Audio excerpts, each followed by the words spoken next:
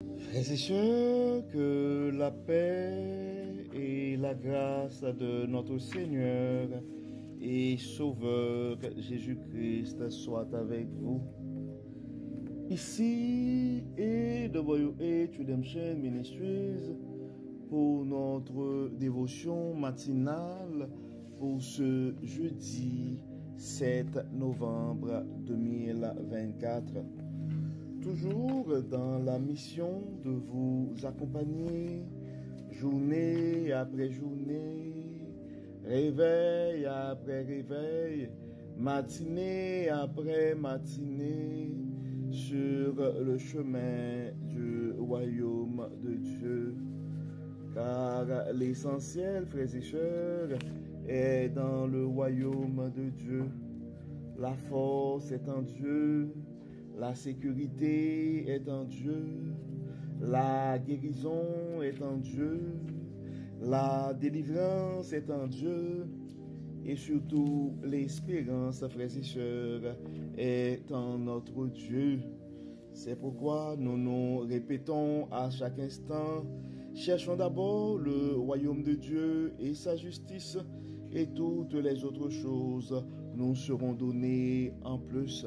Donc, bon réveil, mon frère, bon réveil, ma soeur, que le nom de l'Éternel soit béni ce matin, que le nom de l'Éternel soit exalté, que le nom de notre Dieu soit glorifié, car il nous a fait du bien. Dieu nous donne cette possibilité de pouvoir nous réveiller ce matin, frères et sœurs, car nous devons nous rappeler que beaucoup n'ont pas survécu cette nuit. Beaucoup ne se sont pas réveillés ce matin. C'est pourquoi nous devons rendre grâce à notre Dieu. Nous devons glorifier son Saint-Nom. Oui, tu peux commencer cette journée, mon frère, avec un état d'esprit. Et tu dois te rappeler ce matin que les bontés de l'Éternel ne sont pas épuisées, ses compassions ne sont pas à leur terme, elles se renouvellent chaque matin. Et oui, frères et sœurs, la fidélité de notre Dieu est grande. Oui, tu peux crier, Ebenezer, Ebenezer, jusqu'ici, l'Éternel nous a secourus. Oui, nous pouvons crier haut et fort. C'est ici la journée que l'Éternel a faite et qu'elle soit pour nous un sujet de gloire et de louange. Donc, si jamais tu penses à un frère ou à une sœur, et nous t'invitons à partager ce texte à ce frère ou à cette sœur, car on ne sait jamais ce que la parole de Dieu peut faire dans la vie de l'un de ses enfants. La raison d'être de notre dévotion matinale, frères et sœurs, c'est de donner cette opportunité à chaque frère ou à chaque sœur de pouvoir commencer, débuter sa journée avec Dieu, d'avoir un réveil avec Dieu, car un réveil avec Dieu nous met la table pour une journée remplie de sa faveur. Et en accumulant des journées remplies de la faveur de Dieu, nous allons finir par avoir une année remplie de sa bonté. Et en accumulant des années remplies de la bonté de Dieu, frères et sœurs, nous allons finir par avoir une vie comblée de ses plus riches bénédictions sur plusieurs générations. Donc, pour notre dévotion de ce jeudi 7 novembre, frères et sœurs, le texte qui nous est proposé, c'est le texte que nous trouvons en Éphésiens chapitre 5, versets 22 à 33. Éphésiens et chapitre 5, verset 22 à 33. Vous femmes en particulier, chacune a son mari, et cela par égard par égard pour le Seigneur. Le mari, en effet, est le chef de sa femme, comme Christ est la tête, et le chef de l'Église, qui est son corps, et dont il est le sauveur. Mais comme l'Église se soumet à Christ, qu'ainsi aussi la femme se soumette en toutes circonstances à son mari. Quant à vous, Marie, que chacun de vous aime sa femme comme Christ a aimé l'Église.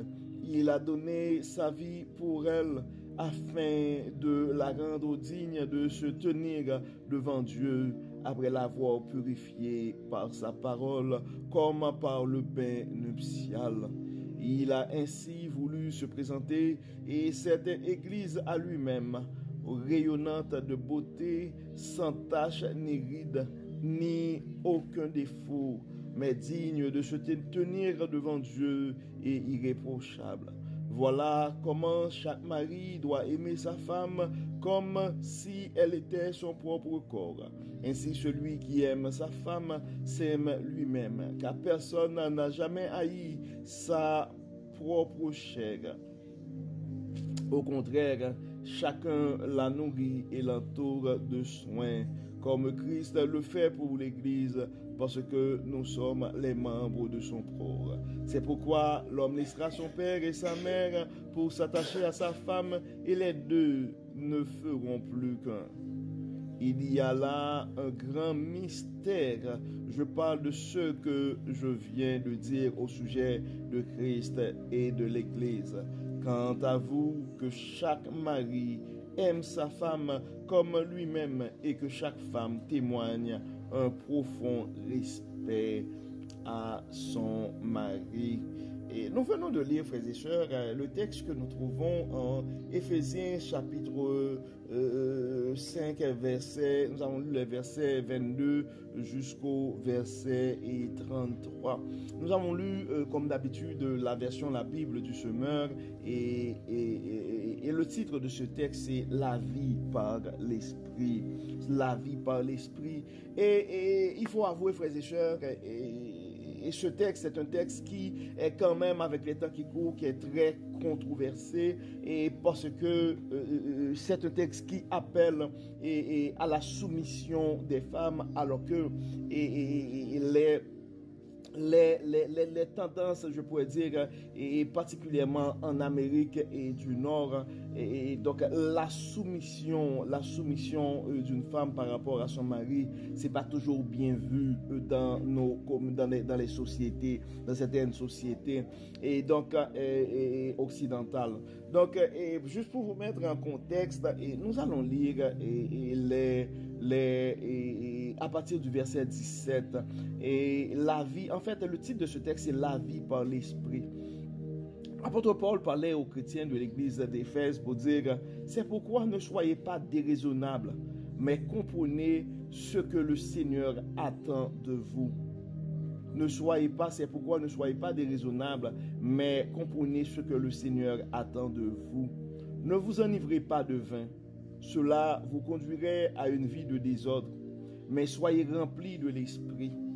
Ainsi, vous vous entretiendrez par le chant de psaumes, d'hymnes et de cantiques inspirés par l'Esprit. Vous louez le Seigneur de tout votre cœur par vos chants et vos psaumes. À tout moment et pour toutes choses, vous remerciez Dieu le Père au nom de notre Seigneur Jésus-Christ. Et parce que vous avez la crainte de Christ, vous vous soumettez les uns aux autres. Et continue pour dire, vous femmes en particulier, chacune à son mari, et cela par égard pour le Seigneur. Donc c'est un texte, frères et sœurs, et si on prend le texte dans son ensemble, donc on peut comprendre que apôtre Paul voulait vraiment donner des conseils aux chrétiens de l'église d'Éphèse pour les rappeler les attentes de Dieu par rapport à nous. C'est pourquoi ne soyez pas déraisonnables. Donc Paul appelle les chrétiens d'Éphèse et à la raison, mais comprenez ce que le Seigneur attend de vous. Nous devons raisonner,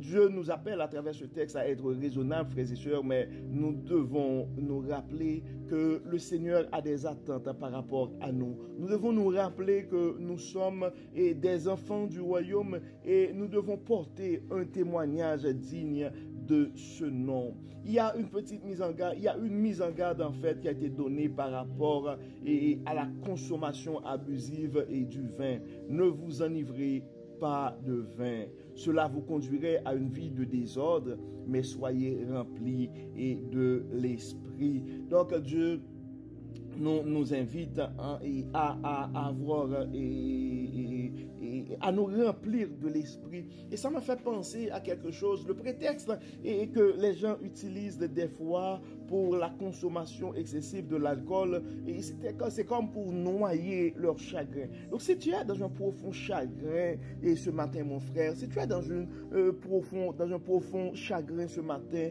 ma soeur, tu dois comprendre que l'Esprit de Dieu qui est en toi peut te donner l'espérance, peut te donner le courage d'avancer. Et l'apôtre Paul a été vraiment pratique. Il dit, ainsi vous vous entretiendrez par le chant de psaumes, d'hymnes et de cantiques inspirés par l'Esprit. Donc si tu te sens découragé ce matin, au lieu d'aller chercher ta joie, ta paix, ta sérénité dans un verre ce matin, et dans un verre, et mon frère, dans un verre, ma soeur, hein, donc c'est le temps d'aller vers Dieu, de louer, de chanter et des cantiques, des hymnes, et d'adorer. Donc avec la technologie, vous pouvez mettre, il y a vraiment avoir un playlist, et il y a des stations de radio qui ne passent que des chants évangéliques. De cette manière-là, ça pourrait vous aider à garder votre motivation et au plus haut niveau, mais pas besoin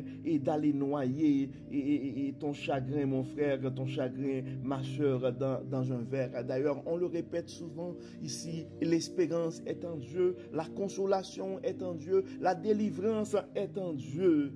Donc ta paix, ta sérénité, ta joie, et tu peux aller les chercher aussi en Dieu.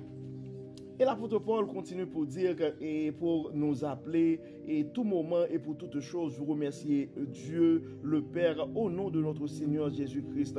Encore une fois, la gratitude, c'est important. Il y a toujours une raison pour remercier Dieu, frères et sœurs. Et par la crainte et de Christ, et Dieu nous appelle à la soumission aux autorités. Et donc ça dit, soumettez-vous, vous soumettrez, ok? Et ça dit parce que vous avez la crainte de Christ, vous vous soumettrez les uns aux autres. Il y a des gens qui pensent que il y a un succès dans la rébellion et c'est comme des gens, peu importe la situation, ils sont en opposition. Donc Dieu nous appelle à la soumission et particulièrement c'est un conseil que Paul avait donné aux femmes, vous femmes en particulier, et chacune à son mari et cela est par égard pour le Seigneur. En fait, la soumission, c'est la soumission les uns aux autres, mais par rapport à leur mari, et c'est clair, la Bible le dit, et la Bible invite les femmes à la soumission de la même manière et que la Bible invite aussi les maris à aimer leur femme. Ça dit, le mari en effet est le chef de sa femme comme Christ est la tête, le chef de l'Église qui est son corps et dont il est le sauveur. Mais comme l'Église se soumet à Christ, qu'ainsi aussi la femme se soumette en toutes circonstances à son mari. Et dans le verset 25, ça dit, quant à vous, Marie, que chacun de vous aime sa femme comme Christ a aimé l'Église. Il a donné sa vie pour elle afin de la rendre digne de se tenir devant Dieu après l'avoir purifiée par sa parole comme par le bain nuptial. Il a ainsi voulu se présenter cette Église à lui-même, rayonnant de beauté sans tache ni ride, ni aucun défaut, mais digne de se tenir devant Dieu et irréprochable.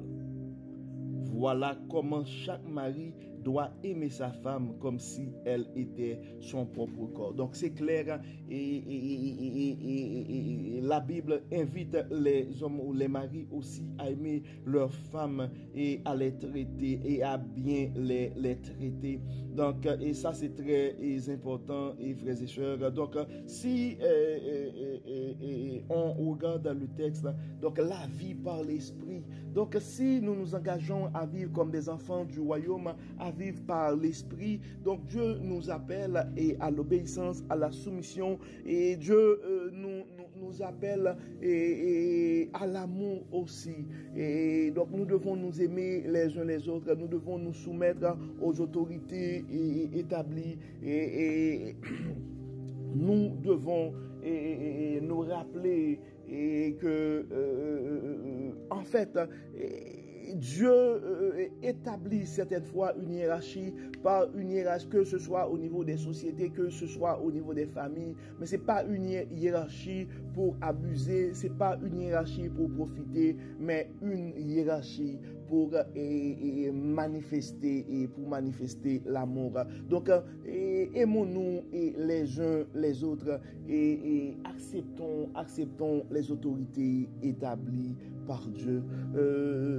Efforçons-nous de nous soumettre non seulement aux principes de Dieu, et en tant que membres de l'Église, nous devons nous soumettre à Dieu et soumettons-nous aux autorités établies comme la parole nous suggère ce matin. Donc, comme d'habitude, nous allons prier, frères et sœurs, car nous savons que nous sommes tous des humains, et des fois, l'orgueil, un esprit de suffisance, ça monte chez nous. Donc, nous allons demander à Dieu de nous accorder l'humilité nécessaire et de mettre en nous son amour aussi, afin que nous puissions vivre et selon l'esprit. Et donc, ce ne sont pas des choses qui seront faciles à faire si nous vivons selon la chair, mais si nous vivons par l'esprit, nous serons en mesure non seulement de nous aimer, mais de nous soumettre aussi aux autorités établies. Prions Dieu.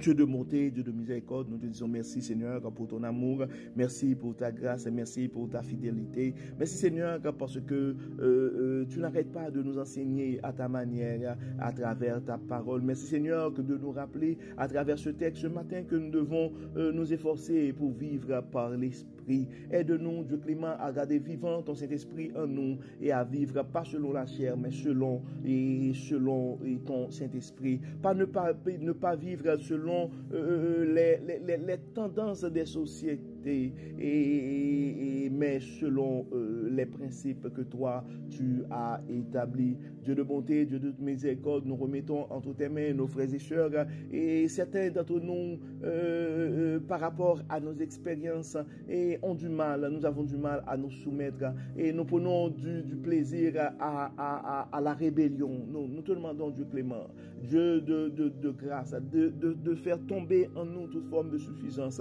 de faire tomber en nous tout esprit d'arrogance, de faire tomber en nous tout esprit et d'orgueil qui pourrait nous empêcher à respecter et à nous soumettre aux autorités établies. Mais aussi en nous, Dieu clément, de l'amour, car beaucoup d'entre nous, à cause des déceptions, à cause des trahisons, et des fois nous avons du mal à aimer. Aide-nous, Dieu clément, à nous pardonner les uns les autres et à aimer comme tu nous enseignes à le faire. Dieu clément, Dieu de bonté, nous remettons entre tes mains et des familles qui ont des problèmes de couple, que ce soit par manque d'amour, que ce soit par manque de soumission. Dieu de toute grâce, Dieu de toute autorité, nous te demandons, Seigneur, de rentrer dans ces maisons et d'établir ta paix, de régner en maître. Nous remettons, Dieu clément, nos malades entre tes mains, ceux qui ont des soucis financiers, nous les remettons entre tes mains, d'autres qui ont d'autres formes de problèmes, nous les remettons entre tes mains, Dieu clément. Donne nous guider, donne nous aider à vivre selon ton Saint-Esprit et non pas selon la chair. Et assiste-nous, guide-nous, viens dans nos vies et règne, Dieu clément. Pardonne nos péchés et exauce-nous. Au nom de Jésus, nous prions. Amen. Amen. Frères et sœurs, nous arrivons au terme de notre dévotion pour ce jeudi et 7 novembre 2024. Nous espérons que votre âme a été bénie et d'ici là, nous vous souhaitons une excellente journée sous le regard du Dieu Tout-Puissant. Que le Seigneur nous bénisse, que le Seigneur nous accorde sa grâce et sa paix et nous aide à nous soumettre aux autorités et à nous aimer les uns les autres. Au nom de Jésus. Amen. Amen. Encore une fois, bon jeudi, frères et sœurs, et à demain